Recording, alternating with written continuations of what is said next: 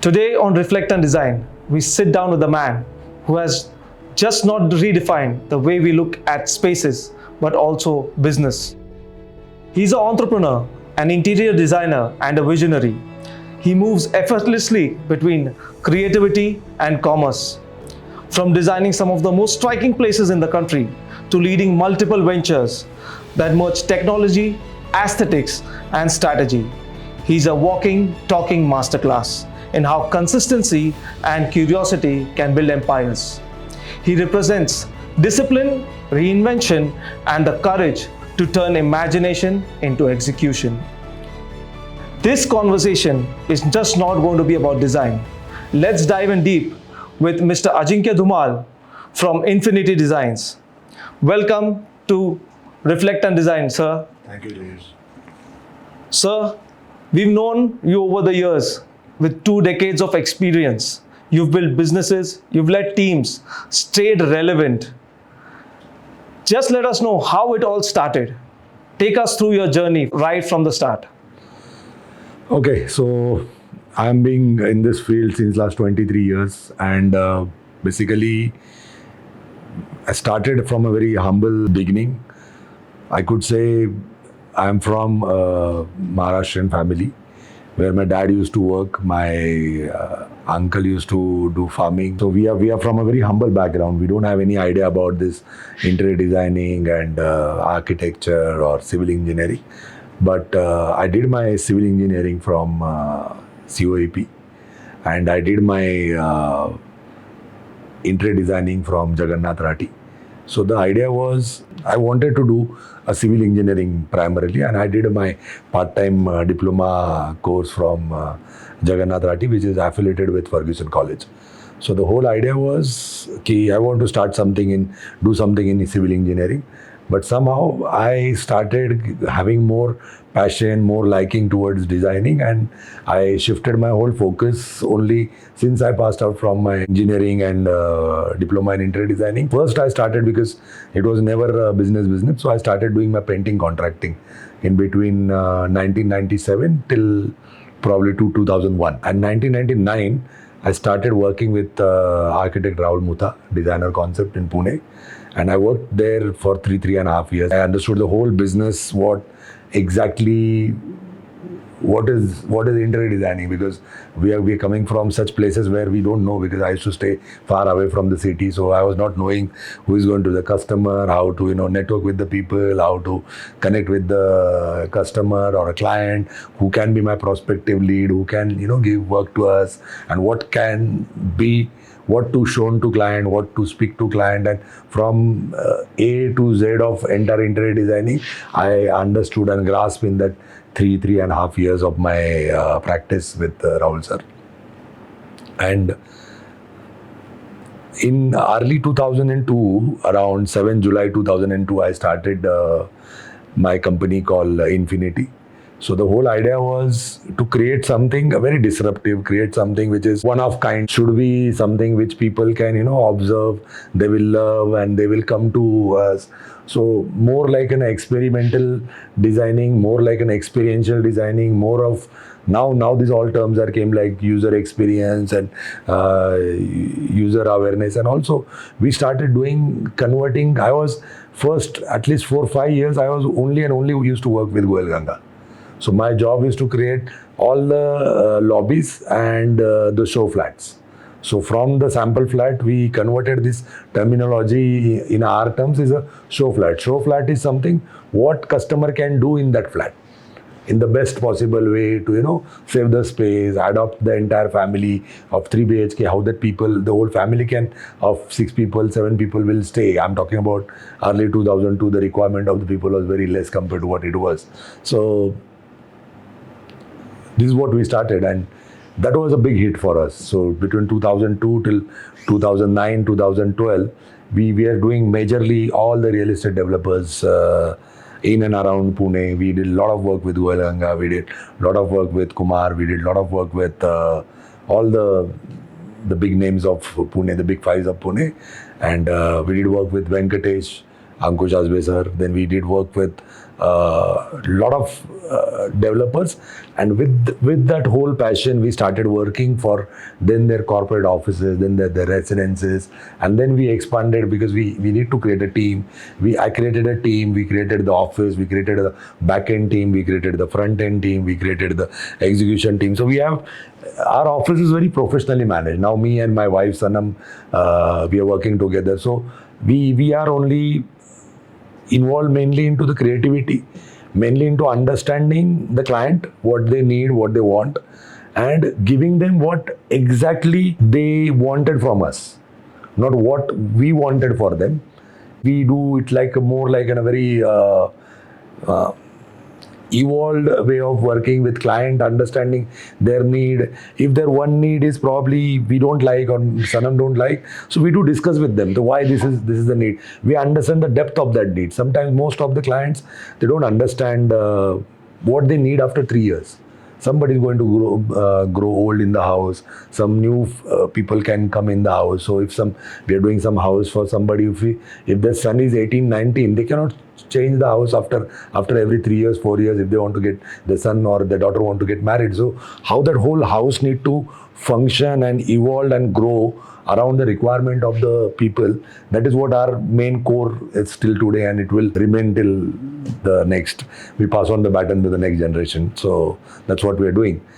But that is how we evolved our practices, because I have that foundation of civil engineering and BE Civil. So it helped me a lot with creating a very fine-tuned detail, observations, then understanding in depth of all the services, from MEP, from point of plumbing, waterproofing, HVAC, painting, and me being that 2-3 years when I was not a very big painting contractor, I was a very petty painting contractor. It was just creating the both ends meet at that point of time. But that had taught me, how to create a team, how to create a contractors, and how to lead them. And leader need to be very empathetic and understand, and leader has to give all the credit to the team and all the blame to yourself. So that's what I'm doing last 23 years, and I'm very happy with that. Great. So like you said, solutions are born out of problems. Yeah. So when was that defining moment when you felt that I need to be more than just an interior designer? I'm sure a lot of the conversation, what you said, you've picked up on that. But if you can take us more deep into this, that when was that defining moment where you felt, okay, interior designing is going to be my core? I was always have a mindset of entrepreneur since probably I did my diploma and degree from civil, but everything needs money, everything needs the understanding of the market, everything needs to be well defined when it comes to how you're going to strategize your business, how you're going to see. Starting a business is not a big deal. Anyone and everyone can start. But the problem is to make that business sustainable, then stable, and then scale. So all that 4S of business is something which always used to think. I came across a lot of good client of mine, those who become my friend, they're still my friend, and it was a lot of learning process. So what is their journey, what they started, and how I started. So probably what they started and what they are today, and how I started and what I am today, I'm still not doing enough compared to what they had done in their life. So how to set your parameters right and go in the proper direction. You need a lot of working, you need a lot of calmness in your mind. So around 2012-13, I was exploring myself. I used to travel a lot from 2007. We used to go to Italy, we used to go to China, we used to go to Dubai, we used to see furniture, we used to see cities built, we used to see countries changing, and there was a lot of inspiration for me. So in 2014, I think mid of 2014, we got this distribution for all India. There's a brand called Andrew World. So they are into corporate luxury. So I've seen the brand, very, very nice Scandinavian designs. They have amazing from Urquio Patricia. They have Philip Stark on the board. They have so good known product designer and interior designer or architect on the board for designing their product. And I really like the product. The factory was though small that time. But the passion, for the product they used to do and the detailing they have done, the chair, what they used to sell or what we used to sell last 10 years, they don't have a single screw in the chair.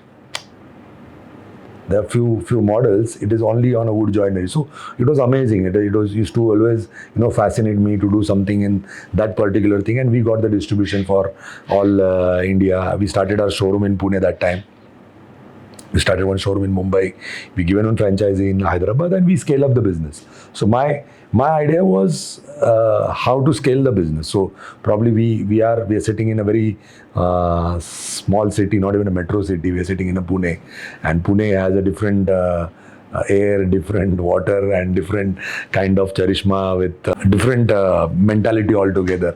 Still Pune in the heart of the city. Still Pune is always close between 2 to 4, and that's what Pune has been known.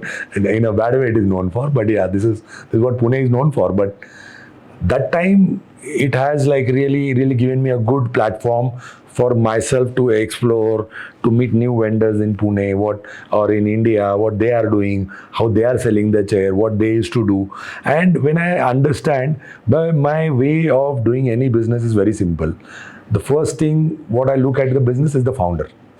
The founder company or the founder director of the company or the chairman CEO of the company, if it is an international company, how they think about the product, how much they are passionate about it. Probably once I meet them, I don't take the decision. Probably second time I meet them, I do take the decision. Okay, boss, this guy is very passionate about the product, whatever he's doing, and he still wanted to grow. That hunger is there. So how you understand that person and how you understand the founder's mentality, that's how I go into the business. That's how I do a shake hand with that person, and that's how I start doing my way of strategizing the business. And normally any business is what we are doing. We have scaled up to the another level. We reached pan India. We are reaching internationally, and the whole ecosystem of the business, what I understood is very simple. You do a business with the people, so you need to have right people around you. A. B, the founder need to be passionate, and founder need to understand that he has to give away bit of jobs which he is doing since so many years. Like if I'm doing like last 23 years this business, me and Sanam, we only get involved into the selection, in the mood boards, in the 3D, in the core of our practices.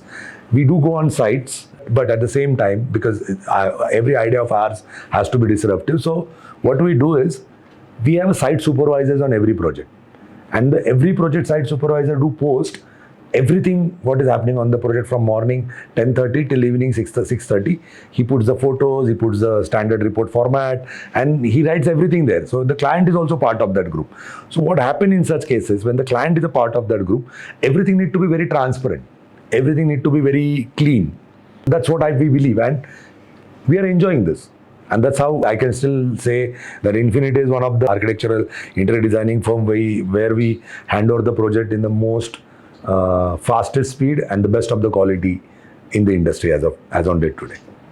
Surely, sir, I can vouch for that. Being a part of few of your projects. Sir, you scratched me on the wrong side a little. Like you said that the Puneri people, they are relaxed. And somewhat I would resonate with that. Being an entrepreneur myself. Right. But like you said, that though we have businesses which are 60 years, 70 years old, we tend to relax. We all want to grow. But like you use the word multiple times and just caught me, that we forget to scale. So what do you see in a product, and what is your thought process about scaling? So first of all, I started multiple furniture businesses in last 10 years down the line. So the first idea has to be disruptive. So what is happening when you are having a third generation business or a fourth generation business, and it is a typical, I can say, a Lala business, a Lala shop kind of mentality, कि बाबा दादा ने किया, फिर पापा ये करेंगे, फिर मैं भी ये करूँगा और मेरा बेटा भी यही करेगा. So that Lala practices in the business we need to stop. Okay, Lala practices even in the architecture interior we need to stop. We need to understand, we need to adopt what is happening internationally. what is happening nationally. There are very talented architects in India, amazing architects. So I can say I came across some of the few amazing work and presentation of Sanjay Puri. He's one of the very good friend of mine, but at the same time, he's one creative guy. He's probably the most amazing architect I ever seen in my life. So the kind of work they do, the kind of iconic building these guys are doing. There are another few very good architects, even in Delhi. His name is also Sanjay Kataria. Amazing work he does. These guys are very silent. They're creating a luxury which is like a more silent luxury, not a big luxury or not on the face luxury. And they're very quiet throughout their project journey or throughout their overall their presence on the Instagram, on the social media or another thing. And they're trying to create that kind of community where they're creating the disruption in the business in sense of creativity. When it comes to a business disruption, you need to understand you have to get out of the Lala practices, A. B, your ideas have to be disruptive in every sense. If you're selling product, you have to understand you have to be a product leader. You cannot follow like everyone is making mineral water. You start making mineral water. You are jumping into a red ocean theory of product and marketing. So you cannot sustain in such kind of places. You can only burn your capex and opex both. And third, very important is when you're doing a product leadership, you need to understand the service leadership also. If you're not evolved into product and services together and you're not connecting the bridge between the product and services, you cannot sustain in today's market, because for everybody, any architect, interior designer or a client or a layman, he wanted one particular, say, I can say one small photo frame, he will get 20 options on Instagram, they will get 100 options on Amazon. So it's going to be very easily available or sourceful businesses. So we need to be very disruptive, we need to be product leader, we need to be service leader. Great, sir. Disruption is one word I'm going to take from here. And surely in my business, I'm going to implicate this. Sir, you manage multiple businesses. And I'm sure we all have 24 hours, so do you. So how do you divide your time? What do you think where your energy needs to go in? Like you said, your systems are there in place. For your designers, they're there. But you have multiple ventures which you're looking after. So how do you plan your day? Okay, so my typical day, it starts around 7:38. First is definitely meditation, then a gym, and from 8:39 onwards, I do put a follow-up on all my company's heads to all the CEOs or in the top line of the organogram. We do communicate in the morning only. So before 9:30, everything has been done. So I come to office around 10:30. So 10:30 when I come to office, first 2 hours is my war mode. So in that war mode, I am only doing the things which I wanted to do in terms of designing, in terms of creativity, in terms of bringing some new things in the office. Even if one reel I had seen somewhere anywhere, so I do post it to my purchase guy. He takes care of it in a way that he brings the product, he brings the website, he brings all the knowledge, all the lead time, all the pricing, all the application methods, where it is available, when it is going to be available, when I can see the sample, where I have to visit, whether my team will go and visit. So we save a lot of time.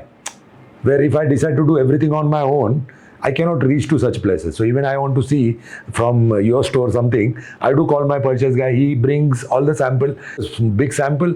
We have an infrastructure in our building where the tempo will come, or he will show everything. He will show me the veneer, the big sheets of veneer, small sheets of laminate, everything, and the decision is taken. So we try to save a lot of time, and the time management is something very important when you're doing multiple ventures.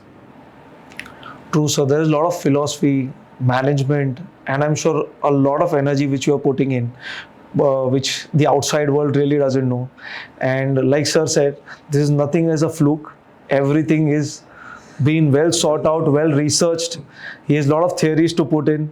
Sir, we all have a lot of ambitions.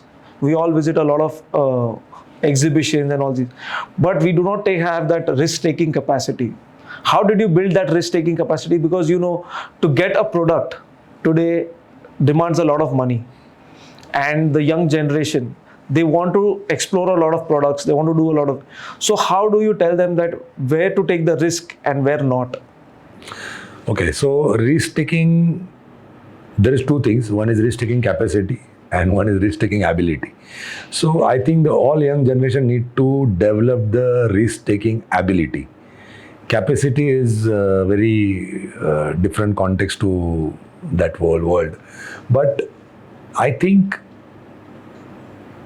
risk-taking comes with a lot of analysis, then critical analysis, then understanding the path of scalability of that particular product or the business or the service.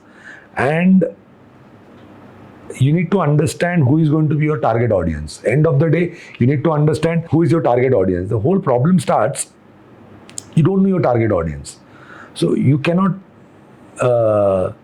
create an experience of a Mercedes-Benz and selling Maruti Suzuki. So creating that experience is so important, along with strategy, along with disruption, along with people, along with team, along with having an idea of scalability and knowing that when you have to enter into this business and without getting emotional. I learned from one of my mentor, is more than a father to me. So you should not get emotional with the business. You should be have that power of taking a decision where you need to understand, okay, I'm entering at this point of time in the business, I'm going to scale this much, okay, which is 5-10% here and there, and then I'm going to exit. As soon as you become emotional with the business, it is only give you kick ki boss, मैं धंधा कर रहा हूँ. Again, the Lala practice. मेरे दुकान में रोज 100 लोग आ रहे हैं. मैं दिन का 10 लाख रुपए का धंधा कर रहा हूँ, पर मैं घर पे 1000 रुपए लेके जा रहा हूँ. That's not important. So this is what I can say. And for all the young architects, interior designer, or the entrepreneur, those who want to enter into furniture business, those who want to enter into any kind of interior architecture or civil engineering services related to business, you first understand the entire demographics of it. It looks very fancy and very lucrative. Everything looks lucrative from the outside. You think that, okay, मैं बिस्लरी का पानी का bottle चालू करूँगा. Even out there, I have 50% margin. But technically, with the whole marketing, this, that, everything, you don't actually get any kind of profits in the business. So you should understand, you should not do such businesses. And all the new generation, if they are going to see your podcast, and I wanted them to understand one simple thing. First, minimum 3 years, they have to do a practice. Minimum 3 years, they have to work with some good architectural firm, small, big, medium, that's irrelevant. They have to work, they have to understand the processes of that particular office, and don't do just hopping the job. यहाँ से यहाँ किया, मैं 3 जगह का experience लेके आया. That's not important. Learn very deeply, dive deeply into the business, understand that, and then you start your own practice. All these things looks very lucrative on the reels, especially nowadays. All this social, influencer marketing and all. This is going to stay for a while, and this is going to again fade, because the real is not going to take away the value of reels, or reels are not going to take the value of reels. So it is going to happen, and you should adopt, you should evolve around this entire industry and understand the business just by downloading some Pinterest images and just creating a portfolio just to put it on your Instagram or put it on your portfolio thing. Don't do that, because the customer is the king. And if they are going to be happy with your designing, they are going to be happy with your product, they are going to recommend you so nicely to so many people that word of mouth is bigger than any kind of 10,000, 20,000 followers you are having on the Instagram. So I feel creating that word of mouth and creating a tangible and non-tangible value for your customer is something more important than anything else. Great, sir. From what I pick up, these two important theories which you said, that in your business, it's very important to know when you have to exit. Second most important, you said that social media bubble, well, it is there, it is a reality, but we have to look beyond the real and think about the real more. Sir, I'm sure businesses, all these things are there. You've grown unimaginably, but at heart, you're still a designer, because your every line ends with design. Yeah.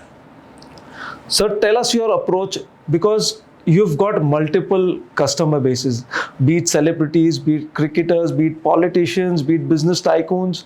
You have all of them in your bucket. So how do you look at all these different people and tell us your experience that how you handle, because all of them have different exposures, different expectations. So how do you manage them all? So first of all, for us, every client is the king, or I can say every client is a god for us. And how we approach to every client, whether he's from a different career or different professions, for us it is very important to understand what he actually want. Okay, and more than what he want, because normally you go and meet anybody, you go and meet your customer in your shop, he will talk about the want, he will not talk about the need. He will not understand the need because no one understands the need.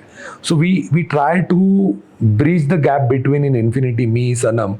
When we do a site analysis, we go to visit site, we understand the client, we do a site analysis report in the back end of our team. And in the site analysis report, we again create an app, which is, we call it as a need analysis form. We don't tell client this is a need analysis form. We tell them this is a client detail form. Okay, but what is the need analysis form? What is the need of that client? What is the age of that client? He's going to grow old. What is the pattern that how many years down the line he's shifting into the new house? What is the expectation from the new house? We do visit the client's old house also, and we understand what is missing in that house. Whether they needed a spa and the spa was not there. Okay, whether they need a salon and salon was not there. They have a typical habits, because India is having so many religion and so many belief systems. So we need to understand there are a lot of clients, after taking a bath, they don't want to go through the toilet. So we have to create that ecosystem.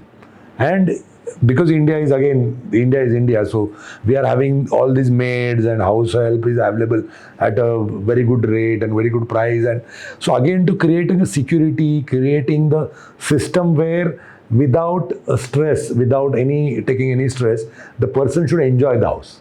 He should not be bothered about मेरे घर में ये खुला रहेगा रात को, आज तो मेरा ये चोरी को चला जाएगा. That should not happen, right? True. Sir, tell me about one project which really challenged you, or you might say that it changed your practice forever. So the one project is when we did this house for Mr. Jain Shah and Mr. Malav Shah. They are a very good family friend of mine, and I think my entire brain wiring has been changed after the project. And I can say I am being more evolved, I am being more enlightened, and I'm more better interior designer post that project. So could you tell us more about that one moment or some instance from that project? It's almost like 11 years down the line. So, no, instance was not. Malav is a very good family friend of mine, and that project, they wanted to give it to some another architect because they know that another architect, and I was like, no, I want to do this project. So the kind of layouting, the kind of experience, because I used to know the family. That was my added advantage. And when you know the family, when you understand, I definitely not did the site analysis report or created the need analysis form and all, but that's how I understand what family wanted, what is missing in the existing house. And that's how we created a presentation, that's how we created the layouting, and we technically got that project. Great. So coming towards the end, we've talked a lot about the success, about your ventures. I'm sure along the way, there might have been ventures where you might have failed, because everyone knows about the success, no one knows about the failure. So that one lesson or about that one venture which failed, but made you grow as a person. The venture might have failed, but as a person So in 2004, we have started this with government affiliation. We started this because that time I want to do that. Today also I want to do that. I'm being passionate about doing it very soon or later. But yes, we started this college, International School of Interior Designing, in 2004. We started a 2 years diploma course, full-time diploma course with the government affiliation and all. And because that was not my forte, or probably I was very young that time, I not understand the whole demographics of that business, whole context of the education industry, and I jumped into it, and that was majorly failed the business in my life. And after that, till today, I had not failed in anything. So Great, sir. And much of that, I would say, credit would go to Sanam ma'am. Yeah. Before we close in, just tell us about Sanam ma'am's role in Infinity. I am sure that if you're the face, she's the backbone. no, she is also the face of the company. She is also doing equally creative and equally passionately. She is doing a lot of project right now, and sometimes I feel that she is doing much. Not sometimes, most of the times. So I feel that she's doing very good jobs. She's having more bigger ears to listen to the client compared to what I do. So I think we have in one company only, she has her very good set of clients and friends, and I have very good set of friends and clients. So that's what we're doing. Thank you, sir. It's been such a fun chat.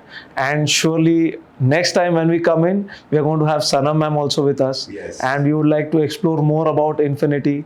Yes. We know more about the disruptions which are coming ahead of us. Yes. And surely this success is not overnight. It's been built brick by brick. It has been put in together for 23 years, what we see Infinity today.